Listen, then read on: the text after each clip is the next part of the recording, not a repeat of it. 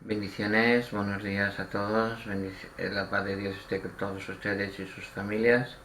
Hoy, día 26, viernes de julio, correspondiente a la 16ª semana del tiempo ordinario, hoy celebramos, la Iglesia celebra una gran solemnidad a San Joaquín y a Santa Ana, los padres de la Virgen María. Hoy es un día importante dentro de la Iglesia porque estamos honrando a los padres de la tierra, los padres que encarnaron, que trajeron al mundo, fueron el canal de entrada en este mundo de la Virgen María, de la Madre de nuestro Señor. Vamos a dar lectura de la solemnidad hoy de San Joaquín y Santa Ana, padres de la Virgen María. Lectura viernes del 26 de julio del 2019. Primera lectura. Lectura del libro del Éxodo. En aquellos días el Señor pronunció las siguientes palabras: Yo soy el Señor tu Dios, que te saqué de Egipto, de la esclavitud. No tendrás otros dioses frente a mí. No te harás ídolos, figuras alguna de lo que hay arriba en el cielo, abajo en la tierra o en el agua debajo de la tierra. No te prostrarás ante ellos, ni le harás culto, porque yo, el Señor tu Dios, soy un Dios celoso.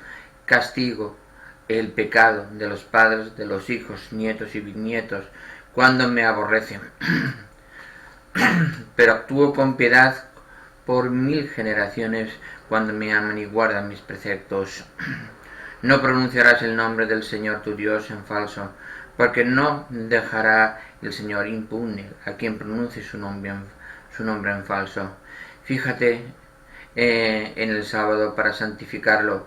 Durante 6 días trabaja y haz tus tareas, pero el séptimo es un día de descanso, dedicado al Señor tu Dios. No harás trabajo alguno, ni tú, ni tu hijo, ni tu hija, ni tu esclavo, ni tu esclava, ni tu ganado, ni el forastero que viva en tus ciudades. Porque en 6 días hizo el Señor el cielo y la tierra y el mar, y lo que hay en ellos, y el séptimo día descansó. Por eso bendijo el Señor el sábado y lo santificó. Honra a tu padre y a tu madre, así prolongarás tus días en la tierra en el Señor tu Dios te va a dar. No matarás, no cometerás adulterio, no robarás, no darás falso testimonio contra tu prójimo, no codiciarás los bienes de tu prójimo, no codiciarás la mujer de tu prójimo, ni tu esclavo, ni su esclavo, ni su esclava, ni su buey, ni su asno, ni nada que sea de él. Palabra de Dios, te alabamos, Señor. Salmo responsorial, Salmo 16 de hoy, dice lo que sigue. Ayúdanos, Señor, a cumplir tu voluntad. Ayúdanos, Señor, a cumplir tu voluntad. La ley del Señor es perfecta del todo y reconforta el alma. Inmutables son las palabras del Señor y hacen sabio al sencillo. Ayúdanos, Señor, a cumplir tu voluntad. En los mandamientos de Dios hay rectitud y alegría para el corazón. Son la luz los preceptos del Señor para alumbrar el camino. Ayúdanos, Señor, a cumplir tu voluntad. La voluntad de Dios es santa y para siempre estable. Los mandamientos del Señor son verdaderos y eternamente suyos. Ayúdanos, Señor, a cumplir tu voluntad. Más deseables que el oro y las piedras preciosas, las normas del Señor, y más dulces que la miel de un panal que gotea. Ayúdanos, Señor, a cumplir tu voluntad. Lectura del Santo Evangelio según San Mateo. Capítulo 13, versículos del 18 al 23. En aquel tiempo dijo Jesús a sus discípulos: Vosotros oíd lo que significa la parábola del sembrador. Si uno escucha la palabra del reino sin entenderla, viene el maligno y roba lo sembrado en su corazón. Esto significa lo sembrado al borde del camino. Lo sembrado en terreno pedregoso significa que el que la escucha y la acepta enseguida con alegría, pero no tiene raíces, es inconstante. En cuanto viene una dificultad o persecución por la palabra, sucumbe. Lo sembrado entre zarzas significa que escucha la palabra, pero los afanes de la vida y la seducción de las riquezas la ahogan y se queda estéril. Lo sembrado en la tierra buena significa el que escucha la palabra y la entiende. Ese dará fruto y producirá 100 o 70 o 30 por uno. Palabra del Señor. Gloria a ti, Señor Jesús. Hoy es muy bonita la reflexión que nos marca el Señor en su palabra. En la primera lectura del libro del Éxodo, capítulo 20, versículos del 1 al 17, dice lo siguiente, ¿no? Yo soy el Señor tu Dios, dice, que te saqué de Egipto, dice. No tendrás otros dioses, no hay otros dioses. No pongamos en el lugar de Dios a otros dioses inventados. Solo hay un Dios verdadero, el único Dios, Dios trino, Dios entre nosotros. No hay. Dice, no te harás ídolos, figura alguna de lo que haya arriba en el cielo, abajo en la tierra o en el agua debajo de la tierra. Estamos hablando que no pongamos, no hagamos ídolos, que significa la idolatría, poner esos símbolos, esos ídolos del que estén arriba en el cielo, en la tierra, como símbolos de que esa figura es Dios. Nadie está hablando, pongamos un punto, una coma y seguido, o un punto y seguido en esta reflexión. No se habla de imágenes, se hablan de figuras, ídolos.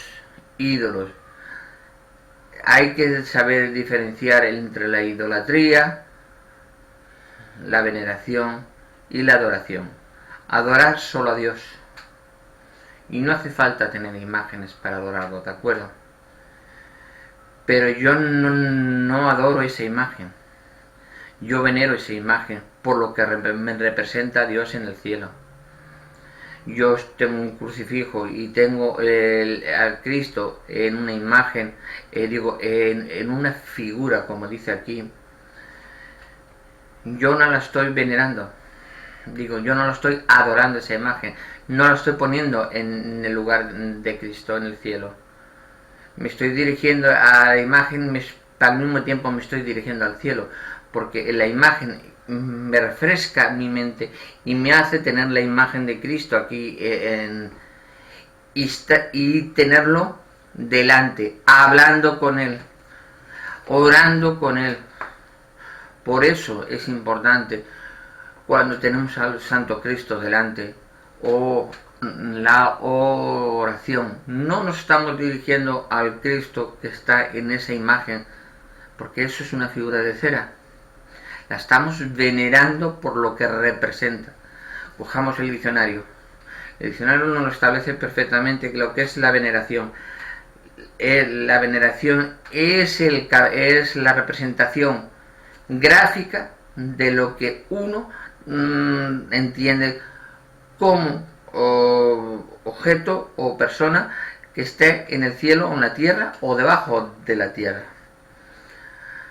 Estamos hablando, hay personas que tienen ideologías satanistas y en la zona de México y por ahí en la zona norte con Estados Unidos se han hecho incluso figuras de Satán, y ahí Satán tiene sus propios sacerdotes y no adoran esa imagen. Esos cometen idolatría porque están poniendo en el lugar de Dios al demonio, como que ese es su verdadero Dios. Esos cometen idolatría, como aquellas personas que que se hace el becerro como en los tiempos del pueblo de Israel en el desierto, que se hicieron el becerro cuando Moisés fue a la montaña y bajaba con los mandamientos escritos en tablas de piedra. Y ahí es cuando el pueblo cometió pecado, porque juntó todo el oro y se formó un becerro de oro y dijo: ese es Dios y vamos a adorar a Dios, que lo tenemos aquí delante. Ese no es Dios. Ahí cometieron pecado de idolatría. Seamos conscientes que aquí nos lo explica el Señor perfectamente. Tenemos que entrar y dice, y además en el contexto no tenemos que leer un trozo de la frase, tenemos que leer toda la frase dentro del contexto. Dice: yo soy Señor tu Dios, que te saqué de Egipto, de esclavitud. No tendrás otros dioses frente a mí. Punto. No tendrás ídolos, coma, figura alguna de lo que hay arriba en el cielo, coma, abajo en la tierra o en el agua debajo de la tierra. Punto. Hasta ahí está entendido todo. Viene ahora una continuación, punto y aparte. No te postrarás ante ellos, ni le darás culto. Ningún católico, si eso me dirijo a los hermanos separados, ningún católico se arrodilla ante la imagen, se arrodilla ante Dios. Yo estoy ante el sagrario, me arrodillo ante el sagrario, porque en la Eucaristía está nuestro Señor Jesucristo. Ahí no hay idolatría, porque Jesucristo en la última cena dijo: este es mi cuerpo y esta es mi sangre. Juan capítulo 6. Lean ustedes un poco. Y ahí especifica perfectamente la institución del sacramento de la Eucaristía. Bueno, y aquí dice punto y coma: porque yo, el Señor tu Dios, soy un Dios celoso, castigo el pecado de los padres en los hijos, nietos y bisnietos, cuando me aborrecen.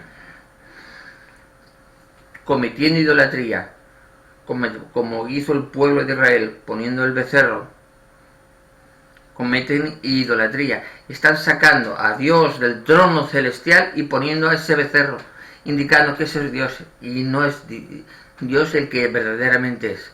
Ahí lo están aborreciendo, lo están rechazando. Eso es cuando el castigo de Dios es infinito. ¿Vale? Pero actúo con piedad por 1000 generaciones cuando me aman y guardan mis preceptos. Siempre amamos a Dios, guardamos sus mandamientos, cumplimos los mandatos de la ley de Dios. Nada que debemos que temer. Separados del Señor no somos nada, somos menos que una mota de polvo. Y junto con Dios somos todo, somos parte de este gran universo, pertenecemos al cuerpo de Dios. Y somos hijos de Dios en sí, y por ello Dios nos ama, Dios nos quiere y Dios nos protege siempre.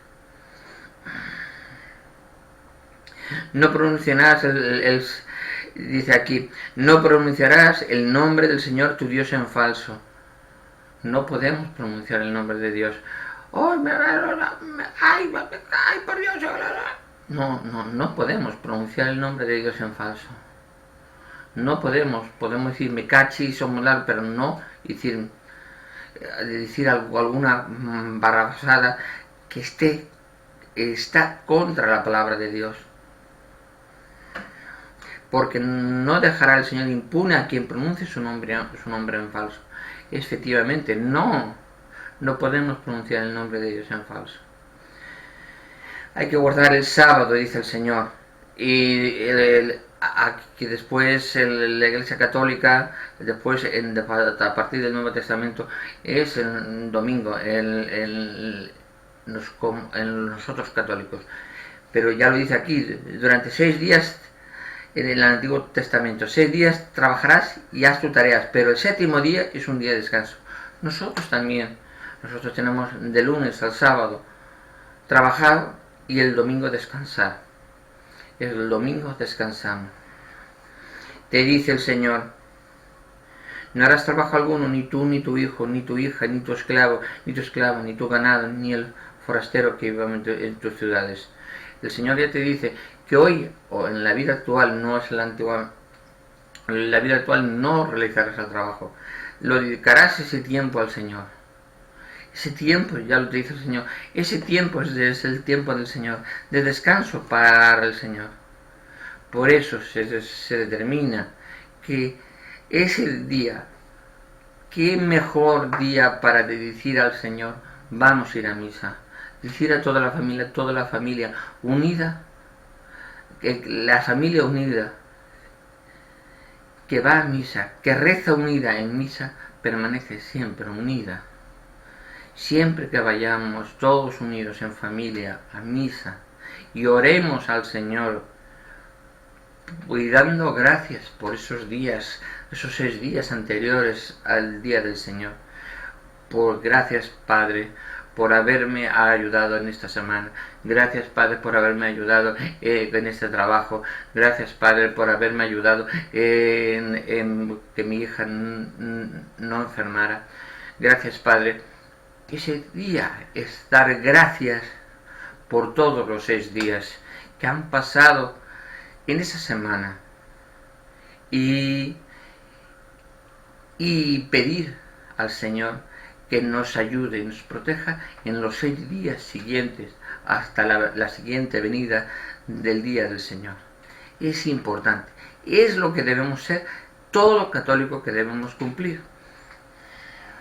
Que no puedo ir un domingo, voy un sábado por la noche. Es importante eso. Dice también: honra a tu padre y a tu madre, así prolongarás tus días en la tierra que el Señor tu Dios te va a dar. Siempre honrar al padre y a tu madre. Siempre honrar y respetar. Y respetar. También digo otra cosa: los padres a los hijos hay que respetarlos y enseñarlos dentro de la fe y el amor a Cristo. El padre que no cumpla esa labor comete pecado, porque no ama a sus hijos, porque cuando dice el Señor: amarás a todos, al prójimo como a ti mismo, al mismo tiempo que al Señor. Amarás a Dios, a tu Dios, igual que amas al prójimo. ¿Qué más al prójimo que tu propio hijo? Si no amas a tu hijo como debes amar al Señor, no serás digno de entrada en el reino de los cielos. Y el hijo, si no ama y no respeta al Padre como tiene que respetar al Padre del cielo, no podrá ser tampoco digno de entrada en el reino de los cielos. Eso está escrito en las Escrituras, eso está estipulado perfectamente, determinado en las Escrituras.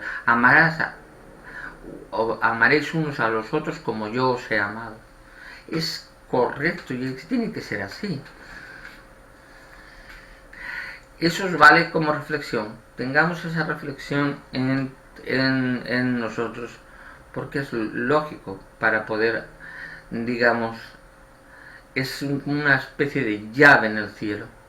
Amarnos unos a los otros como Dios nos ha amado. Y es importante porque con nuestros actos, reflejando ese amor y cumpliendo los mandamientos de la ley de Dios, yéndolo todos los domingos a misa y orando y pidiendo intercesión por la Virgen y todos los santos que están en el cielo con Jesucristo nuestro Señor, qué mejor llave para recibir la gloria del Espíritu Santo y entrar en los cielos. Es importante sentir ese amor que Dios nos da. El Salmo 16 dice yo, nos dice, ayúdanos, perdón, el 19, dice, ayúdanos Señor a cumplir tu voluntad.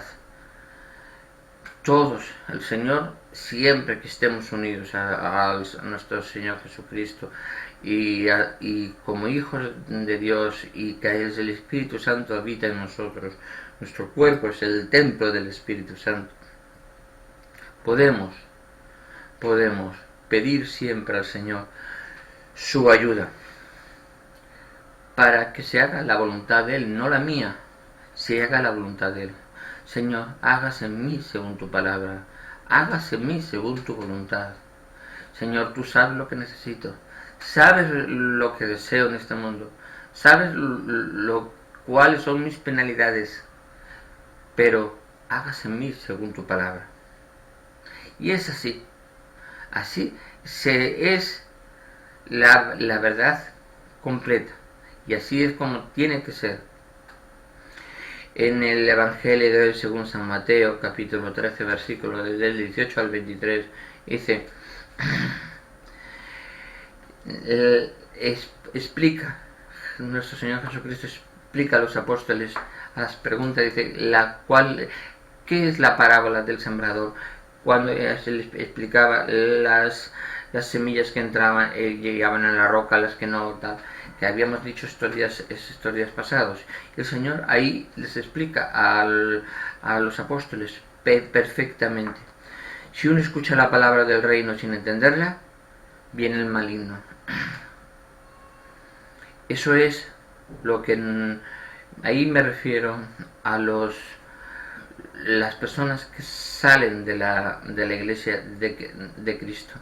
Se van para los hermanos que se separan de la iglesia fundada por Cristo.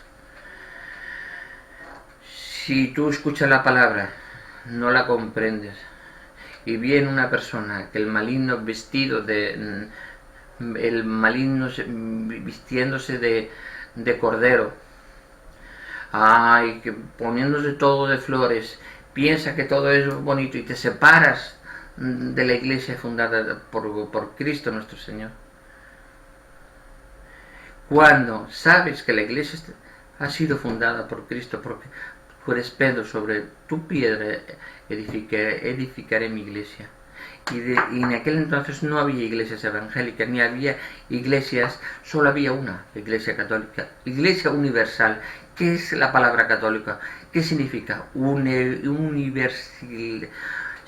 iglesia universal, universalidad completa para todo el mundo. Cuando es a partir del 1520, 1590, cuando se separa Martín Lutero.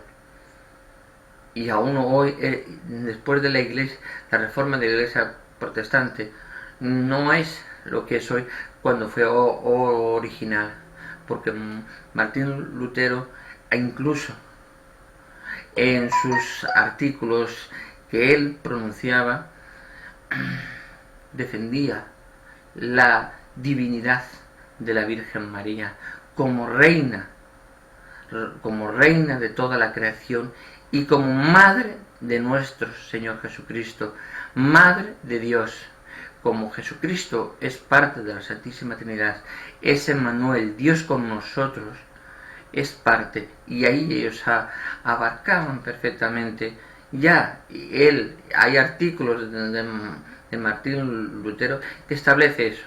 ¿Por qué hoy nuestros hermanos separados dicen que respetan a la Virgen, pero no cumplen los mandamientos? Y cuando efectivamente les aparece la Virgen en su vida, es cuando se dan cuenta de los errores y se convierten.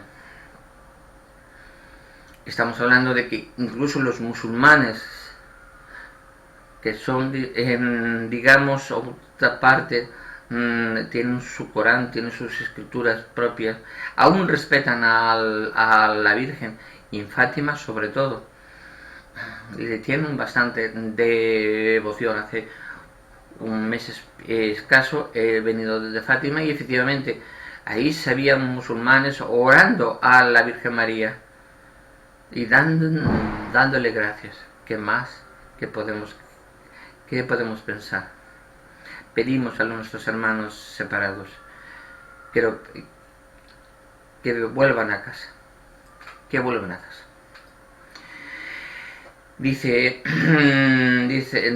Sigue diciendo, si uno escucha la palabra del reino sin entenderla, viene el maligno y roba lo sembrado en su corazón. Se separa de la iglesia, roba lo sembrado. Esto significa lo sembrado al borde del camino. Esta es la parte que decía de la parábola. Lo sembrado en terreno pedregoso significa que el que escucha y acepta enseguida con alegría, pero no tiene raíces, es inconstante. En cuanto viene una dificultad o persecución, pues la palabra sucumbe. Tú en la vida, sobre todo en la juventud, cuando llegas, vas por un lado de la pirámide subiendo, vas trabajando, vas obrando, no es constante de ir todos los días, todos los domingos a misa, no escuchas la palabra, no comprendes la palabra, no preguntas las dudas que tengas al sacerdote y no colaboras con la iglesia, con la ayuda que necesite la iglesia de Dios. ¿Qué más que te pide? Entonces es cuando bajas por el otro lado de la pirámide, cuando ya eres mayor, ya has cumplido con toda tu vida, vas bajando por el otro lado de la pirámide, te das cuenta de los errores que has cometido en la vida, y es cuando te miras hacia atrás y dices, ay, he cometido muchos errores, pido perdón al Señor y empiezo a trabajar. Pero hay muchas personas que no reconocen todavía esos errores y esa fe viva esas semillas en terreno pedregoso. Cuando viene una poquita de ráfaga de aire, las arranca esas raíces porque no son firmes, no son fuertes.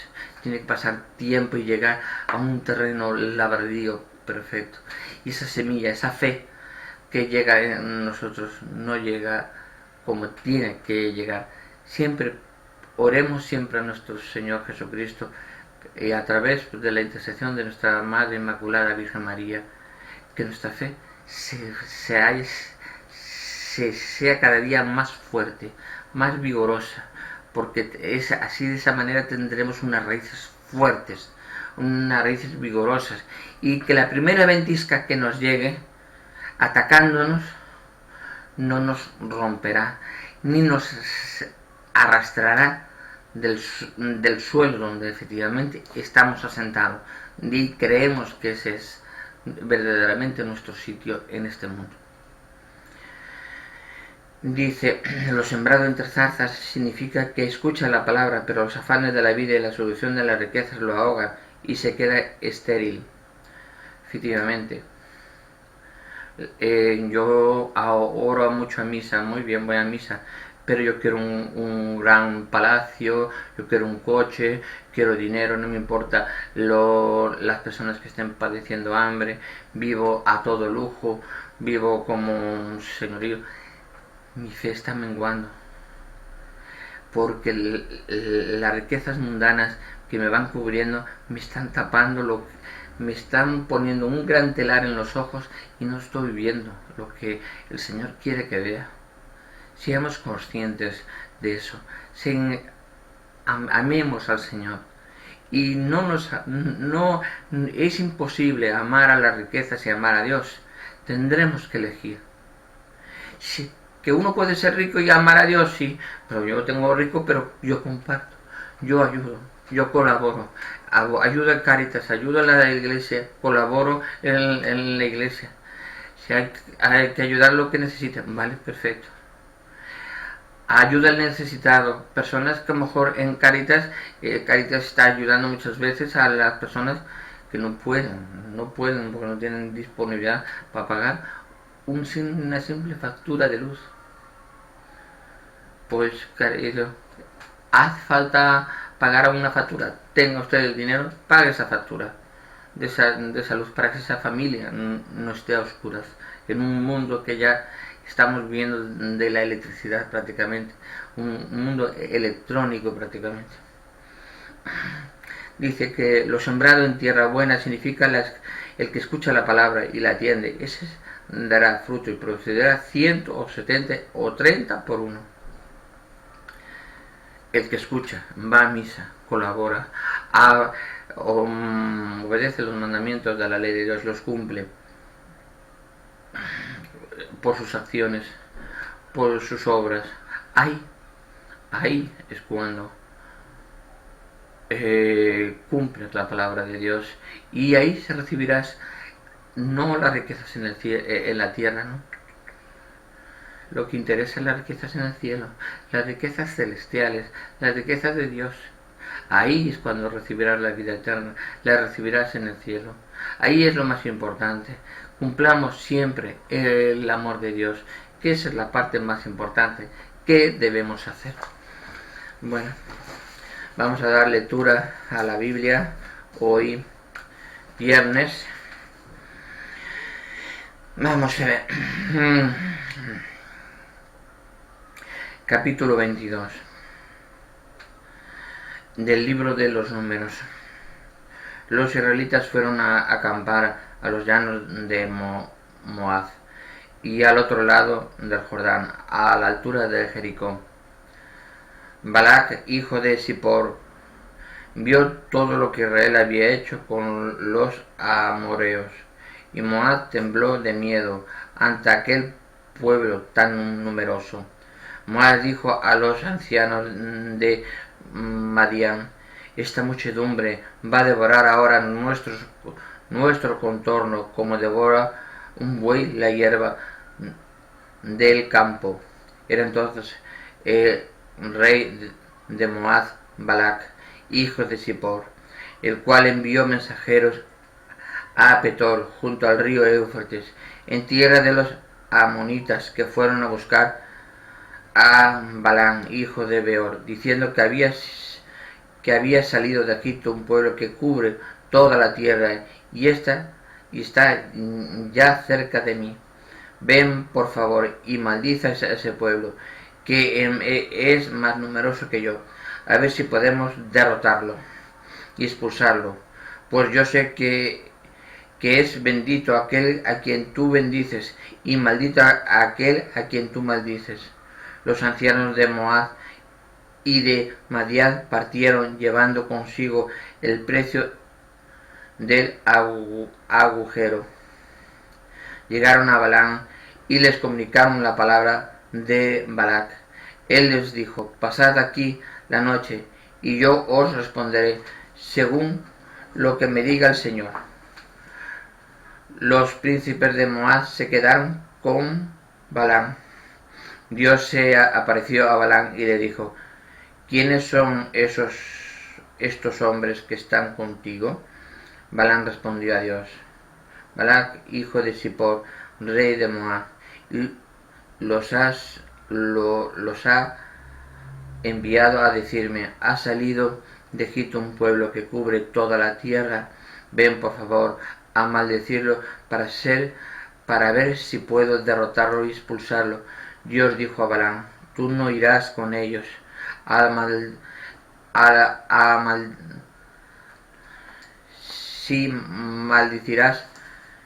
ni maldecirás a ese pueblo, que es bendito. Balac se levantó de mañana y dijo a los jefes que había enviado Balac para partir para vuestra tierra: pues el Señor no me deja ir con vosotros. Los jefes de Moab se levantaron, volvieron a Balac y le dijeron: Balac se ha negado a venir con nosotros. Balac envió otros jefes, pero más numerosos y más respetables que los primeros. Se llegaron a Balac y le dijeron: esto dice Balac, hijo de Zippor: no te niegues, por favor, a venir hasta mí, pues te colmaré de honores y haré lo que me digas. Ven y maldiza a ese pueblo. Balac le respondió: aunque Balac me diera su casa llena de plata y oro, yo no podría traspasar las órdenes del Señor, mi Dios, en cosa alguna, grande o pequeña. Pero pasad aquí también vosotros esta noche para saber lo que vuelve a decirme el Señor. Dios se apareció a Balac durante la noche y le dijo: ¿no ha venido esta gente a llamarte? Levántate y vete con ellos, pero no hagas más lo que yo te diga.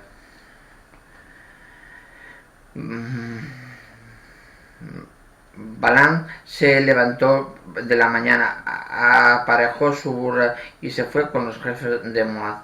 Su partida encendió la cólera del Señor, y el ángel del Señor se puso delante de él, en camino para cerrarle el paso.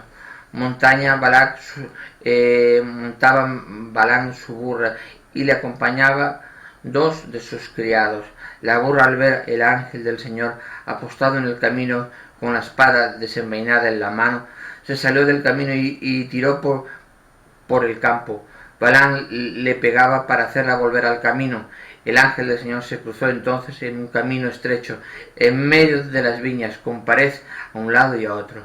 La burra, al ver el ángel del Señor, pasó rozando la pared y pillando contra ella el pie de Balaam, el cual se puso a pegarle de nuevo. El ángel del Señor se adelantó y se puso otra vez en un lugar tan estrecho que no había espacio para pasar ni por un lado ni por otro. Cuando la burra vio al ángel del Señor, se tumbó debajo de Balaam, el cual, enfureció, le pegaba con el palo.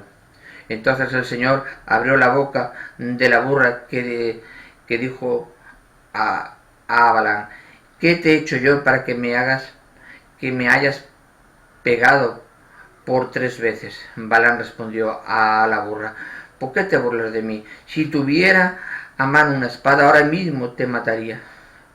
La burra dijo a Balaam: ¿no soy tu burra, que te ha servido siempre de cabalgadura hasta hoy? ¿Te he hecho yo nunca cosa semejante? Él respondió: no. El Señor abrió los ojos a Balaam y vio el ángel del Señor apostado en el camino con la espada desenvainada en la mano. Balaam se inclinó y se postró en la tierra. El ángel del Señor le dijo: ¿por qué has pegado a tu burra por 3 veces? ¿Era yo quien te cerraba el paso? Pues me disgusta tu viaje. La burra me ha visto, por 3 veces se ha apartado de mí. Gracias que se ha apartado, pues de otra manera te hubiera yo matado a ti, dejándola a ella con vida. Balaam respondió al ángel del Señor: he pecado, yo no sabía que eras tú quien me cerraba el paso. Si la cosa te desagrada, ahora mismo me vuelvo. El ángel del Señor dijo a Balaam: vete con esos hombres, pero di solamente lo que yo te mande decir. Y Balaam continuó con los jefes de Balac. Encuentro de Balaam con Balac. Balac supo que llegaba Balaam y salió a su encuentro hacia Ir Moab, en la frontera de Arnón, al final de la frontera. Balac dijo a Balaam: ¿no envié yo mensajeros a llamarte? ¿Por qué no viniste? ¿Creías que no podía yo tratarte con el debido honor? Balaam dijo a Balac: aquí me tienes junto a ti. ¿Podría yo ahora decir algo por mí mismo? La palabra de Dios me ponga en boca, esa diré. Balaam se fue con Balac y llegaron a Kiriam Husot. Balac inmoló ganado mayor y menor y lo envió a Balaam y a los jefes que le acompañaban. A la mañana siguiente Balac tomó a Balaam y lo hizo subir a Matón Balaam, desde donde se veía un ala del pueblo. Palabra de Dios, te alabamos, Señor. Ahí especificaba perfectamente Balaam que las riquezas que le intentaban dar a Balaam, todas las riquezas, para que maldijera al pueblo de Israel, no servía de nada, cuando el Señor ordena, cuando el Señor, la obediencia debida a nuestro Señor es infinita, tiene que ser infinita, tiene que ser ciega, obediencia viva, obediencia a nuestro Dios completa. Yo, si el Señor me ordena no ir, y por mucho oro que me den, por mucho oro que me den en la tierra, lo que me lo hemos dicho antes en el Evangelio de hoy, las riquezas mundanas no valen en el cielo. Poder tener todo el oro del mundo, pero si no ayudo al necesitado, si no colaboro, si yo tengo bien materiales y puedo, con mi capacidad económica, puede uno tener capacidad económica en sí, eso no significa que sea acaparador. Uno puede tener todas las riquezas que haya tenido, pero no ser acaparador, porque el que acapara el bien mundano no se lo va a llevar a otro mundo. Los bienes mundanos quedan aquí. Generalmente las familias son ricas, que después cuando se va el parte de este mundo, la persona que tiene esa riqueza, la familia que queda, siempre hay desunión en esa familia. ¿Por qué? Porque la riqueza, los bienes mundanos crean ego, vanidad, crean prepotencia, crean de todos los pecados que podamos pues a ver, no podemos servir a los bienes materiales y servir a Dios. Nosotros podemos tener los bienes materiales que tenemos siempre que nos sirva para vivir, pero no para que ellos nos sirvan. Nosotros servir al prójimo. Tengo los bienes materiales, ¿me sirve como herramienta para ayudar al necesitado? Sí. ¿Cómo lo puedo ayudar? Creando casas de acogida, creando dispensarios, ayudando a crear hospitales, ayudando a poner maquinaria para mejorar los tratamientos de cáncer o cualquier otra enfermedad. ¿Por qué no? Ahí es donde tengo que utilizar mis bienes materiales, mis bienes que necesito, ponerlos al servicio del prójimo. Y eso es importante, eso es importante. Bueno, pues bendiciones a todos, nos vemos en el próximo vídeo. Que la paz de Dios esté con todos ustedes y sus familias. Hasta mañana.